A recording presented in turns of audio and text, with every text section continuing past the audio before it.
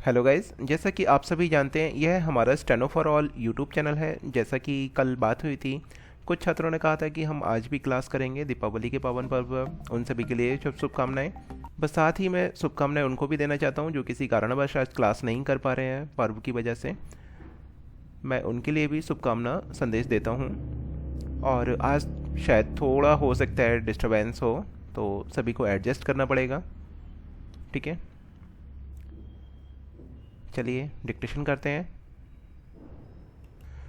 साथ ही मैं बता देना चाहता हूँ, यहाँ हमने आपके हाई कोर्ट एग्ज़ाम के आधार पर कुछ नया करने के लिए एक परफॉर्मा तैयार किया है, जिसमें हम आपको 6 से 7 डिक्टेशन देंगे, जिसमें लीगल, संपादकीय, समीक्षा, निबंध, करंट टॉपिक, आयोग की पुस्तक से समय समय के आधार पर जो भी डिक्टेशन होंगी लेटेस्ट मैं आपको उपलब्ध कराऊंगा। और साथ ही आप हमारे वेबसाइट www.stenoforall.com पर जाकर उसको टाइप भी करके देख सकते हैं, जिसमें मैं आपको 3 या 4 डिक्टेशन टाइप करने के लिए भी उपलब्ध कराऊंगा, जिसमें 100% आपका मूल्यांकन आपको तुरंत प्राप्त होगा। तो जो भी छात्र इसके लिए इच्छुक हैं वो मुझे संपर्क कर सकते हैं। चलिए डिक्टेशन शुरू करते हैं। रेडी रेडी, तैयार हो जाए। रेडी। महात्मा गांधी ने इस आने वाली परिस्थिति का अनुमान लगाकर यह निश्चय कर लिया था कि यदि इस देश में अमीर और गरीब प्रत्येक भारतवासी के लिए शिक्षा आवश्यक है तो वह इस पद्धति से नहीं दी जा सकेगी, क्योंकि इसमें व्यय इतना है कि यह देश उस भार को नहीं उठा सकेगा। इन्हीं दोनों विचारों से उन्होंने नई तालीम की पद्धति निकाली, जिसको अन्य देशों में उच्च कोटि के शिक्षा शास्त्रियों ने भी शास्त्रीय ढंग से विचार करके उपयोगी और लाभदायक ठहराया। महात्मा गांधी जी के विचार से जहाँ तक मैं उसको समझ सकता हूँ, इस पद्धति में अपने 2 मौलिक तथ्य थे। एक तो इसमें शिक्षा केवल पुस्तकों के द्वारा ही दी जाए। अध्यक्ष महोदय, कुछ लोगों का विचार है कि हमारी अपनी भाषा ही ऐसी भाषा हो सकती है जो केवल शिक्षालयों के लिए ही नहीं बल्कि प्रत्येक व्यक्ति के लिए शिक्षा का माध्यम बन सकती है। और जब तक उनको माध्यम बनाने की ओर ध्यान नहीं दिया जाएगा, तब तक शिक्षा इन गिने लोगों की ही वस्तु रहेगी और जन समूह के जीवन तक नहीं पहुंच सकेगी। दूसरी विचारधारा यह है कि आज के विज्ञान युग में हम इस देश को यूरोपीय विचारधारा से अलग नहीं रख सकते और न इसका अलग रखना वांछनीय है, और इसलिए कम से कम उच्च शिक्षा अंग्रेजी के माध्यम द्वारा ही दी जानी चाहिए। यदि ऐसा नहीं किया जाएगा तो हम जीवन की दौड़ में और देशों की तुलना में पीछे रह जाएंगे और प्रगति नहीं कर सकेंगे।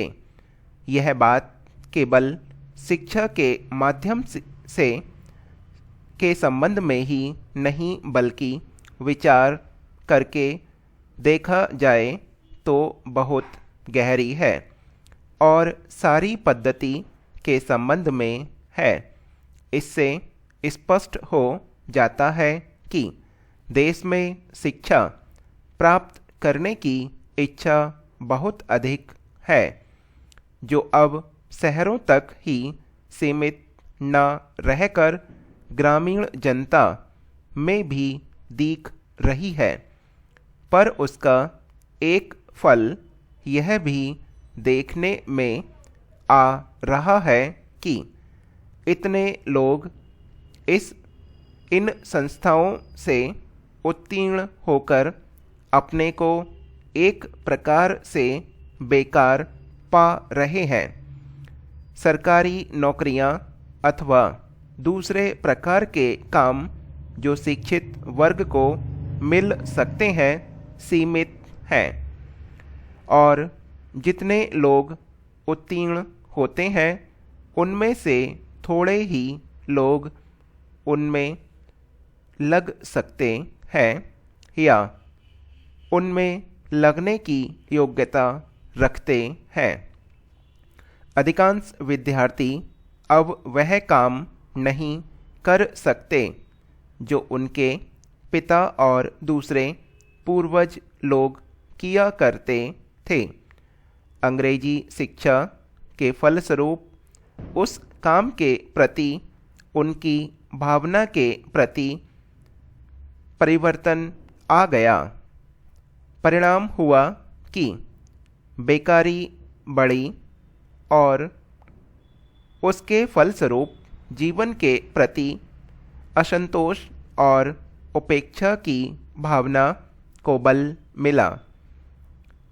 यह इस देश के लिए बहुत गंभीर चीज़ है।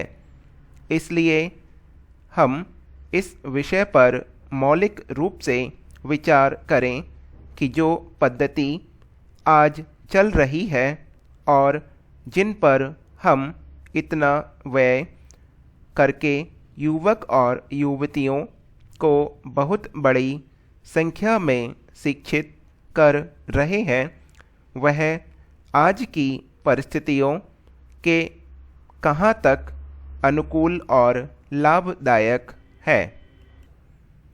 सभापति जी, मैं प्रारंभ से ही कहना चाहता हूँ कि मैं परमाणु बम की राजनीति के विरुद्ध हूँ। व्यक्तिगत मामले में मैं इस बारे में बहुत स्पष्ट हूँ कि परमाणु बम की राजनीति विनाश की राजनीति है। यह मृत्यु की राजनीति है। यह मानवता के संहार की राजनीति है। लेकिन परमाणु बम हमें बनाना चाहिए या नहीं, यह अधिकार हमारा है। इसके ऊपर कोई रोक नहीं लगाई जा सकती। दुनिया के बड़े राष्ट्र इस पर रोक लगाकर स्वयं परमाणु बम बनाए, यह स्वीकार नहीं किया जा सकता। इसी नीति को भारत ने इतने वर्षों तक अपनाया और उसे चलाया भी। हमने कहा कि हम परमाणु शक्ति के बारे में भी सोचा करेंगे, उनको मानवता के विकास के लिए उपयोग में लाएंगे। लेकिन हमने हमेशा कहा कि हम संहार के लिए इसका इस्तेमाल नहीं करेंगे। देश की ज़रूरत होगी तो उस बारे में अपना विकल्प खुला रखेंगे। हम उस बात से अपने को अलग नहीं कर पाते हैं। आज उनके बड़े साहसपूर्ण और उत्साह भरे भाषण से मेरे मन पर कोई बड़ा प्रभाव नहीं पड़ा, क्योंकि वह भाषण बड़ा बचकाना भाषण था। बचकाना इस मायने में कि उन्होंने कहा कि हर प्रधानमंत्री की टेबल पर वह फाइल गई। दुनिया के लोग इसको सुनकर हंसेंगे। वे पढ़े लिखे आदमी हैं।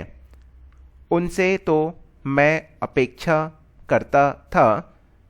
कौन फाइल किस प्रधानमंत्री के यहाँ जाती है, इसकी चर्चा तो मैं नहीं करूँगा। मगर मैं भी थोड़े दिन प्रधानमंत्री था। मेरे पास प्रधानमंत्री की हैसियत से यह फाइल नहीं आई थी। मैं उस फाइल के बारे में नहीं कहता, लेकिन आपको याद होगा श्री राजीव गांधी ने दुनिया के सामने कहा था कि दुनिया अणुशक्ति के हथियारों के बिना हो, और जिसे दुनिया ने स्वीकार नहीं किया था। उस दिन से भारत ने अपना विकल्प कभी बंद नहीं किया।